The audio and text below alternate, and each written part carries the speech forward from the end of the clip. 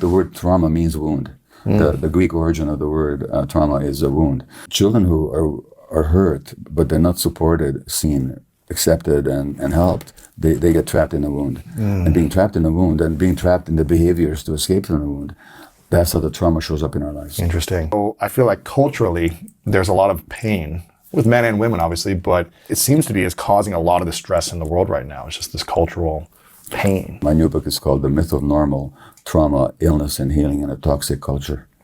So it's just as you say, the trauma that people are experiencing massively isn't just personal to them. It's also a sign of a culture that's completely out of whack. We consider the reason I call the book The Myth of Normal, because what I'm saying is that the things that are considered normal in society are not at all normal from the point of view of human life and human needs. It's not healthy. It's totally unhealthy, so that the addictions and the diseases and the mental illnesses that people develop are actually normal responses to an abnormal situation.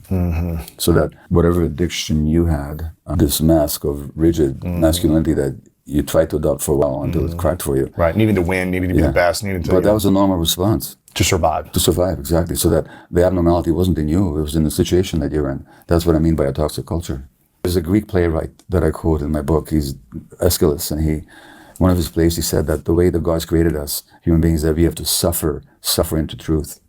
And I think that the degree of suffering, now most people I know who engage in a path of self-exploration and truth, they didn't do it because all of a sudden they just made a decision. They just suffered so much. So the suffering can actually wake you up. And I think to answer your question, this society has got to the point where the suffering is so intense and so widespread that something had to crack open.